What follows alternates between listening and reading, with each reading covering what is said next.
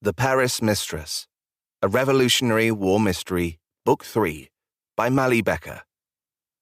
Narrated by Nathaniel Priestley and Mia Hutchinson-Shaw. Prologue. July 1781. Passy, France. His name would be synonymous with cowardice. He'd be remembered for abandoning his country when it needed him most.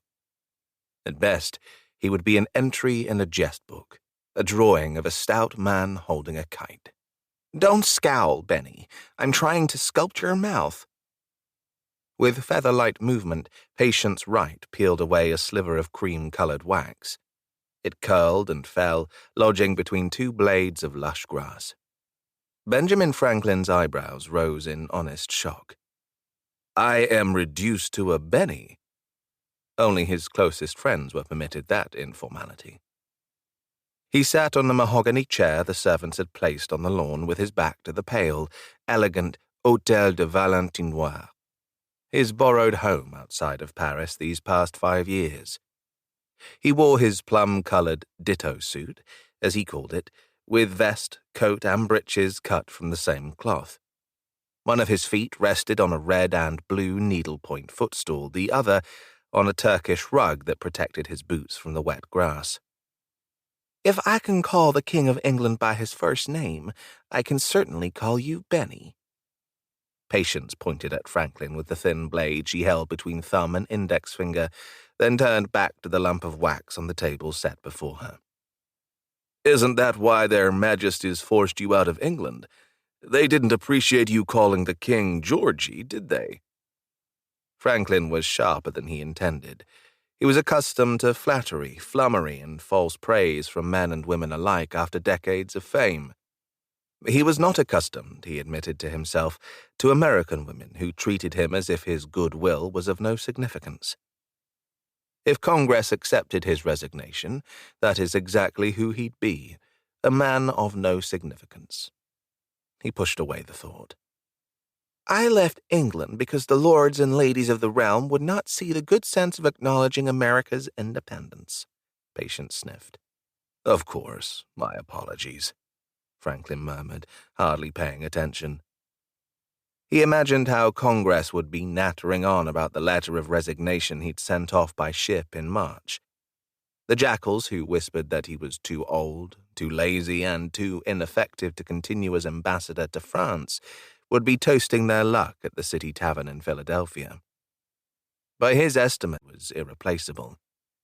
Who else could negotiate a peace with the English? Not that sanctimonious popinjay John Adams. The French court hated him. Franklin had meant his resignation letter to quiet his critics. "You overestimate your own value." Franklin shoved the thought away, too. "The frown, Benny. Don't scowl," Patience repeated. Franklin forced his lips into a small, pleasant smile, the one he wore when posing for posterity. Patience stepped past the wax bust and strode toward Franklin. He wasn't entirely certain she would stop in time to avoid toppling him from his chair. Franklin forced himself to remain still as she lowered her face to his. The morning sun highlighted the gray at her temple, the web of lacy wrinkles extending from her eyes. She was a tall, awkward woman, whose rough hands shaped the most elegant sculptures in Europe. "You might have been permitted to stay in London if you'd kept your opinions to yourself," Franklin added in a gentler tone. "And do you ever keep your opinions to yourself? Stop speaking, Benny." She backed away, seemingly satisfied by whatever she saw in his expression. This time, he laughed at her blunt speech, but obeyed. The musical crunch of carriage wheels on nearby roads and the sun's warmth on his neck finally soothed his thoughts and set his mind adrift. The screams jolted him. One woman's voice, then another, rose and fell as if the world were ending. His bad foot, the one he kept on the footstool, hit the ground. The pain in his toe exploded, and the new pain in his hip left him breathless. Franklin stood leaning on the cane left by his chair. Two servant girls in matching white aprons and clogs gripped each other for comfort. "Mon Dieu," one trilled, her voice as high and wild as a bird's song. The other shook her head as her screams turned to tears. "Au secours," she called for help. A gardener in clothes brown as the soil came running. All three stared up, speaking in French that was too quick and too distant for Franklin to understand. Patience turned in the same direction as the servants, lifting her gaze to the roof of the grand house behind them. She dropped her blade and gasped. More slowly, Franklin followed her lead, straining his neck, looking higher. A rag, he thought. A tan and white rag had wrapped itself around the lightning rod. His lightning rod. He'd had it installed on the roof to great fanfare. It was the first lightning conductor in the entire country of France, he'd been assured. Franklin's body seemed to grow heavy as if it accepted the truth of what he's not a rag. His heartbeat galloped. His hand rose shaking to his chest. A body was tied to the lightning rod, a man in tan breeches and matching tan vest. His head lolled on his chest, his black tri-corner hat miraculously still affixed to his head. The figure leaned forward as if ready to dive from the roof, but didn't topple. Calm. He ordered himself to remain calm. At 75 years of age, it should take more than a body tied to a lightning rod, his lightning rod, to spark panic. Franklin heard his own voice as if it belonged to someone else. The voice that was his and not his said, "Mrs. Wright, would you run to the house and instruct the butler to take at least 2 goodly-built men to the roof? Ask him to bring the healer woman with them." Mrs. Parcell's mother, Hannah, had kept to herself since her arrival. But a woman trained as a healer couldn't possibly turn down a request for help.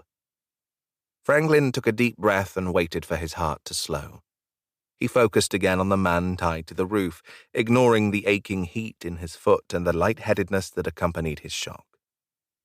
Franklin told himself to observe carefully and not engage in idle speculation. He was a scientist, after all, and a renowned scientist at that. But when a crow landed on the man's head, dislodging the hat and sending the bird into the air again with protesting caw-caws, Franklin swallowed the acid bile that rose in his throat and turned away. Chapter 1. 6 weeks earlier. White billowy sails luffed before collapsing into lifeless piles on the deck. Beige-colored side ropes snapped in the stiff breeze. The brigantine's hull shuddered as it came about. Standing on the quarterdeck of the Windborne, Rebecca Parcell clamped one hand to her straw hat as the ocean wind tugged at its brim.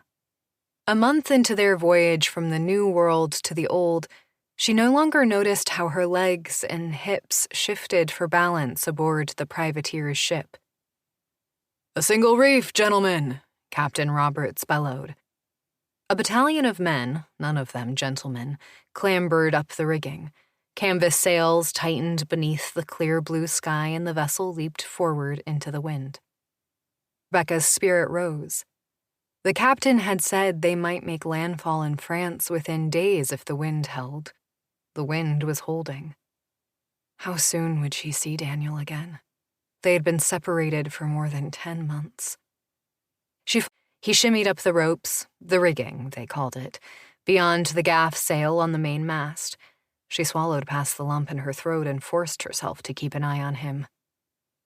"I'm not enamored of heights either. 'Tis a job I would pay to avoid." Becca winced.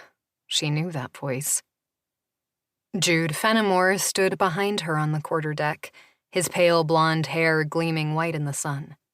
His blue eyes were wide-set, his nose thin and straight. Only sun-blistered red skin along his nose and top rim of his forehead marred the perfection of his appearance. Mr. Fenimore had been kindness itself from the moment they met at the Capes of Delaware, 2 strangers waiting to board the ship. She had detested him from that first meeting. Guilt stabbed her. It wasn't his fault that he resembled her deceased husband. her philandering, disloyal, traitorous British spy.